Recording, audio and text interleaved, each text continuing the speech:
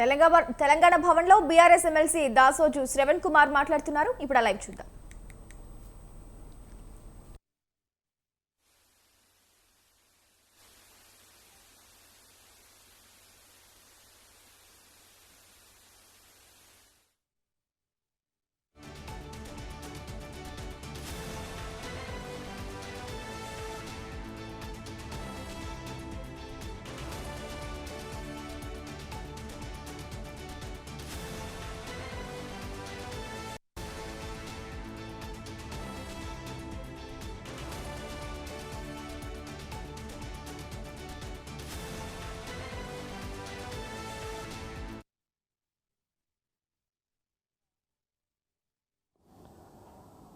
గౌరవ తెలంగాణ రాష్ట్ర గౌరవ ముఖ్యమంత్రి గారు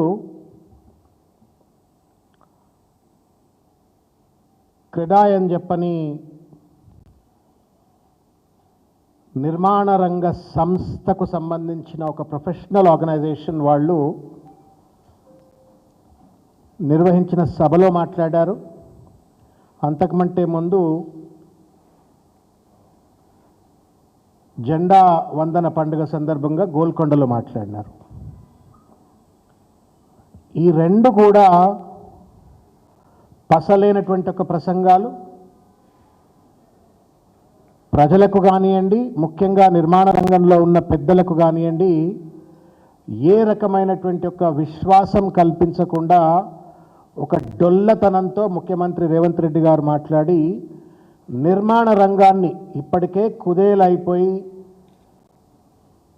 చెల్లా చెదురవుతున్నటువంటి ఒక నిర్మాణ రంగంలో పనిచేస్తున్నటువంటి ఒక పెట్టుబడిదారులు కావచ్చు, దానిపై ఆధారపడినటువంటి ఒక శ్రామిక వర్గం కావచ్చు, చిన్న చితక వ్యాపారస్తులు కావచ్చు, అందరూ కూడా అతలాకుతలం అవుతున్నటువంటి ఒక తరుణంలో వాళ్ళకేమైనా స్వాంతన కలగజేస్తాడు, వాళ్ళకేమైనా విశ్వాసం కలగజేస్తాడు, వాళ్ళకేమైనా కొత్త హోప్ క్రియేట్ చేస్తాడు అని చెప్పని నమ్మినటువంటి ఒక వాళ్లకు ఆశనిపాతం లెక్క కుక్కతోకకు గుండ్రాయి కట్టినా చక్కగా కాదన్నట్టుగా రేవంత్ రెడ్డి గారి యొక్క వ్యవహార శైలి, ఆ ప్రసంగం అంతా చూసినట్టయితే ఆయనకు విజను లేదు, విజ్డమ్ లేదు, పరిపాలన అంటే ఏం తెలియదు.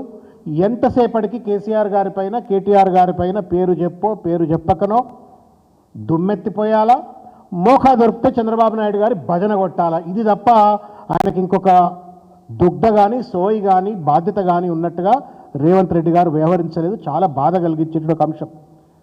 నేను దయచేసి తెలంగాణలో ఉన్నటువంటి ఒక మీడియా మిత్రులకు కానీ 50 మంది తెలంగాణ ప్రజలకు కూడా నేను విజ్ఞప్తి చేస్తున్నా. ఆయన స్పీచ్ అంతా నిన్న వీడియో యూట్యూబ్లో అందుబాటులో ఉంది. My humble appeal to everybody, అందరికీ నేను చేతులెత్తి నమస్కారం చేసి మీడియా వాళ్లకు, don't take it light. Because నిర్మాణ రంగం బాగుంటే హైదరాబాద్ బాగుంటుంది, హైదరాబాద్ బాగుంటే హైదరాబాద్లో ఉన్నటువంటి ఒక లక్షలాది మందికి ఉద్యోగాలు వస్తాయి, లక్షలాది మందికి ఉపాధి అవకాశాలు వస్తుంది. It is a revenue engine. Hyderabad is a revenue engine for Telangana. ఆ రెవెన్యూ ఇంజన్కు ప్రధానమైనటువంటి ఒక కాంట్రిబ్యూటరు రియల్ ఎస్టేట్ రంగం, నిర్మాణ రంగం. దాన్ని చెల్లా చెదురు చేసినట్టుగా నిన్న మాట్లాడిన తప్ప ఏమాత్రం కూడా ఆశ్వాసన కల్పించలేదు. కాబట్టి it's a very very important speech.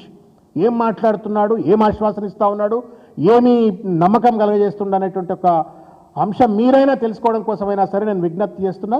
ఇది గూగుల్లో కొడితే ఆయన స్పీచ్ ఆడియో అయినొచ్చు, వీడియో అయినొచ్చు, టెక్స్ట్ కూడా బహుశా అందుబాటులో ఉంటుంది, పేపర్లలో వచ్చి ఉంటుంది. దయచేసి చదవండి. ఇది సొల్లు పురాణం. ఒక విజన్ విజ్డమ్ ఉన్నటువంటి వాడు ఎవడు కూడా, ముఖ్యమంత్రి కుర్చీలో కూర్చున్నటువంటి వాళ్ళు, బాగా బాధల్లో ఉన్నటువంటి వాళ్ళు, కుదేలైపోతున్నటువంటి ఒక నిర్మాణ రంగానికి సంబంధించిన వాళ్ళతో మాట్లాడినప్పుడు కాన్ఫిడెన్స్ కలిగించాలా, కొత్త ప్రాజెక్టులు ఏమొస్తున్నాయో చెప్పాలా, కొత్త ఉపాధి రంగంలో వస్తున్నటువంటి ఒక వెసులుబాట్లు కానీ ఆపర్చునిటీస్ కానీ ఏంటి అని చెప్పాలా, ఏ దేశాలు ఏ పెట్టుబడిదారులు ఎక్కడెక్కడి నుంచి వచ్చి ఇక్కడ పెట్టుబడులు పెట్టబోతా ఉన్నారు, వాట్ ఈస్ ద విజన్ అని చెప్పని దాన్ని ఆవిష్కరిస్తే కొంత కాన్ఫిడెన్స్ వచ్చి పెట్టుబడులు పెట్టే అవకాశం ఉంటుంది. అదేమీ లేకుండా కేవలం కేసీఆర్ గారిపైన కేటీఆర్ గారిపైన దుమ్మెత్తిపోయాలా, పరోక్షంగా ప్రత్యక్షంగా చంద్రబాబు నాయుడు గారికి భజన కొట్టాలా, గురుదక్షిణ చెల్లించుకోవాలన్నట్టుగా మాత్రమే నిన్న వ్యవహరించినటువంటి ఒక తీరును తీవ్రంగా ఖండిస్తూ ఉన్నాం. మొత్తం ప్రసంగం అంతా కనుక మీరు చూసినట్టయితే ఇది ప్రసంగ పాఠం. దాదాపు నేను టైప్ ప్రింట్ తీసుకుంటూ 20 పేజీలు ఉన్నది. ఈ 10-20 పేజీల ప్రసంగ పాఠాన్ని మీరు కేర్ఫుల్గా కనుక చదివినట్టయితే రేవంత్ రెడ్డికి విషం ఎక్కువ విషయం తక్కువ అని చెప్పని స్పష్టంగా దీంట్లో కనబడుతుంది. విషం ఎక్కువ విషయం తక్కువ, విషం ఎక్కువ విషయం తక్కువ ఆయనకు. ఇది స్పష్టంగా ఈ ప్రసంగంలో కనబడ్డది అని చెప్పని నేను మనవి చేస్తూ ఉన్నాను. విఘ్నులైనటువంటి ఒక మీడియా పెద్దలు కావచ్చు, లేకపోతే పారిశ్రామిక రంగంలో ఉన్నటువంటి ఒక ఆ మీటింగ్లో లేని పెద్దలు కావచ్చు, తెలంగాణ సమాజం కావచ్చు, దయచేసి ఈ విషయం ఎక్కువ ఉన్నటువంటి పెద్ద మనిషి, విషయం లేని పెద్ద మనిషి చేస్తున్నటువంటి ఒక మోసం, the way he is destroying the economy of Telangana, ఇది దయచేసి తెలుసుకోవాలని చెప్పని ఈ సందర్భంగా నేను తెలియజేస్తా ఉన్నాను. గుండె మీద చేయబెట్టుకొని రేవంత్ రెడ్డి గారు చెప్పాలా, ఎవడు బాధ్యుడు? ఒకప్పుడు కేటీఆర్ గారు మున్సిపల్ శాఖ మంత్రిగా ఉన్నప్పుడు, కేసీఆర్ గారు ముఖ్యమంత్రిగా ఉన్నప్పుడు 10 ఏళ్ల కాలంలో నిర్మాణ రంగం భారతదేశంలోనే మిగతా మెట్రో నగరాల కంటే కూడా ఎందుకు అత్యంత అద్భుతంగా అభివృద్ధి చెందింది? రేవంత్ రెడ్డి వచ్చిన తర్వాత ఎందుకు ఈరోజు నిర్మాణ రంగం అంతా కూడా కుదేలైంది అని చెప్పని ఒక నిష్కర్షగా ఏ రకమైనటువంటి ఒక భేషజాలు లేకుండా ఈ ప్రశ్న గనక మనకు మనం వేసుకున్న సమాధానం కనబడుతుంది.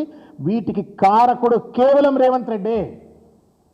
రేవంత్ రెడ్డి యొక్క సొమ్ము పురాణం, రేవంత్ రెడ్డికి ఉన్నటువంటి ఒక నెగటివిటీ, పాముకు కోరల్ల విషయం ఉంటే ఈయనకు నరనరాన విషయం, ఆ విషయం అంతా తెలంగాణ సమాజం మీద చిమ్మినాడు. కేసీఆర్ అండ్ కేటీఆర్ గారి పైన చిమ్మేటువంటి ఒక ప్రయత్నం చేసినాడు. తదనంతరం జరిగినటువంటి ఒక పర్యవసానం పారిశ్రామిక రంగం, నిర్మాణ రంగం అయినటువంటిది మొత్తం కూడా కుదేలైనటువంటి ఒక పరిస్థితి. బ్రాండ్ హైదరాబాద్ అటు ఐటీ రంగంలో, ఫార్మా రంగంలో, రియల్ ఎస్టేట్ రంగంలో, న్యూయార్క్, డల్లాస్కు ధీటుగా హైదరాబాద్ రంగాన్ని తీర్చిదిద్ది ఒక గ్లోబల్ డెస్టినేషన్ ఫర్ ఇన్వెస్ట్మెంట్స్ అని చెప్పని కేటీఆర్ గారి నేతృత్వంలో హైదరాబాద్ అభివృద్ధి చెందితే ఎందుకు ఇవాళ డిఫ్లేషన్ దిశగా ఇవాళ తెలంగాణ ఆర్థిక వ్యవస్థ దిగజారుతున్నదో రేవంత్ రెడ్డి సమాధానం చెప్పవలసిన అవసరం ఉంది. అది చెప్పాలా నిన్న మీటింగ్లో ఏమాత్రం కూడా. ఎందుకు ఇవాళ ఆర్థికంగా రెవెన్యూ రిసిప్ట్స్ ఎందుకు తగ్గిపోతా ఉన్నాయి? 2 ఏళ్ల కాలంలోనే 2,20,000 కోట్ల రూపాయల అప్పులు ఎందుకు తెచ్చుకున్నాడు? తెచ్చిన ఈ అప్పుల వల్ల ఎవరికి ఏ రకమైన లాభం చేసిండు, ఏ ఇన్ఫ్రాస్ట్రక్చర్ బిల్డ్ చేసిండు అంటే సమాధానం లేదు. కేవలం బట్టగాల్చి మీద వేసి ఇవాళ ఢిల్లీకి సంచులు మోయటంలో ఉన్నటువంటి ఒక బిజీ, ఇవాళ కుదేలవుతున్నటువంటి ఒక నిర్మాణ రంగాన్ని కానీ, పారిశ్రామిక రంగాన్ని కానీ, దిగజారుతున్నటువంటి ఆర్థిక వ్యవస్థను బతికించేటువంటి ఒక ప్రయత్నం రేవంత్ రెడ్డి గారు చేయలేదు. నేను 2-3 మీకు చూపెట్టదలుచుకున్న ఇవాళ. జిహెచ్ఎంసీలో తగ్గిన భవన నిర్మాణ అనుమతులు, హెచ్ఎండిఏ వాళ్ళు అనుమతులు ఇవ్వరు, ఆదాయం పెంచరు, హెచ్ఎండిఏలో పడికేసినటువంటి ఒక planning. Builders in limbo as jurisdiction tangle stalls layout approvals post HMDA expansion. A paper చూసినా మీరు కనుక ఒక శోధన చేసినట్టయితే మొత్తానికి మొత్తం ఒక నిన్న మాట్లాడినాడు, పాలసీ పెరాలిసిస్ గురించి మాట్లాడినాడు. పాలసీ పెరాలిసిస్ ఉండొద్దు, ఏ ప్రభుత్వాలు మారినా పాలసీలు యథాతథంగా కొనసాగించాలని చెప్పని. మరి ఆ తెలివేదో, ఆ షో ఏదో, పాలసీలు ఎందుకు పండబెడతా ఉన్నావు Revanth Reddy? You are paralyzing GHMC, you are paralyzed HMDA, you are using RERA as a weapon. రేరాను వెపన్గా వాడుకొని వాళ్ళ బిల్డర్ల పైన, లేకపోతే చిన్న చిన్న నిర్మాణ రంగంలో ఉన్నటువంటి వాళ్ళ పైన రేరాను వెపన్గా వాడుకొని నీ దోపిడీ సామ్రాజ్యం కోసం ఇవాళ జిహెచ్ఎంసీని పడకవేస్తూ ఉన్నావు, హెచ్ఎండిఏను తుంగలో దొక్కుతా ఉన్నావు, రేరాను వెపనైజ్ చేస్తూ ఇవాళ మొత్తం నిర్మాణ రంగాన్ని సర్వనాశనం చేసింది నిజం కాదా అని చెప్పని ఈ సందర్భంగా నేను ప్రశ్నిస్తూ ఉన్నాను. మిత్రులారా, 2-3 విషయాలు నేను మీ దృష్టికి తీసుకొచ్చే ప్రయత్నం చేస్తా. గేట్వే ఆఫ్ హైదరాబాద్ కడతారట, ఫ్యూచర్ సిటీ కడతారట. నేను అడుగుతా ఉన్నా, సైబరాబాద్ ఎన్ని రోజులు అయిందన్నా నిర్మాణం కావడానికి? జనార్దన్ రెడ్డి గారు ఆయన అన్నట్టుగానే జనార్దన్ రెడ్డి గారు శంకుస్థాపన, తర్వాత ఆ రౌండ్ బిల్డింగు, దాని తర్వాత రాజశేఖర రెడ్డి గారు, తర్వాత కేటీఆర్ గారు 3 లక్షల ఉద్యోగాలను కాస్త ఆయన 10 లక్షల ఉద్యోగాలకు తీసుకెళ్లటము, లక్షల కోట్ల రూపాయల పెట్టుబడులు పెంచడము, ఇవన్నీ జరిగినటువంటి ఒక తరుణంలో దాదాపు 25-30 సంవత్సరాలు పట్టింది Cyberabad to be called as Cyberabad today. So called హైటెక్ సిటీ మాదాపూర్ను సైబరాబాద్గా తీర్చిదిద్దబడటానికి దాదాపు 20-30 ఏళ్ళు పట్టింది. సొల్లు మాట్లాడుతూ ఉన్నాడు ముఖ్యమంత్రి గారు. నేను ఫ్యూచర్ సిటీ కడతా, ఏ సిటీ కడతా అని. ఎన్నేళ్ళు కావాలా? అన్నేళ్ళు తెలంగాణ ఎండిపోవాలన్నా, హైదరాబాద్ సర్వనాశనం కావాలన్నా, రియల్ ఎస్టేట్ సెక్టర్ నాశనం కావాలన్నా, నువ్వు ఎవరైనా నిర్మాణ రంగంలో ఉన్నటువంటి ఒక పెద్దలు కావచ్చు, పాలసీ మేకర్స్తో ఎప్పుడన్నా ఒక పద్ధతి ప్రకారంగా కూర్చొని చర్చ చేసినావు Revanth Reddy? You never did. నువ్వు చేసినట్టయితే జిహెచ్ఎంసీలో పర్మిషన్లు ఎందుకు ఆగిపోయినాయి? హెచ్ఎండిఏలో పర్మిషన్లు ఎందుకు ఆగిపోయినాయి?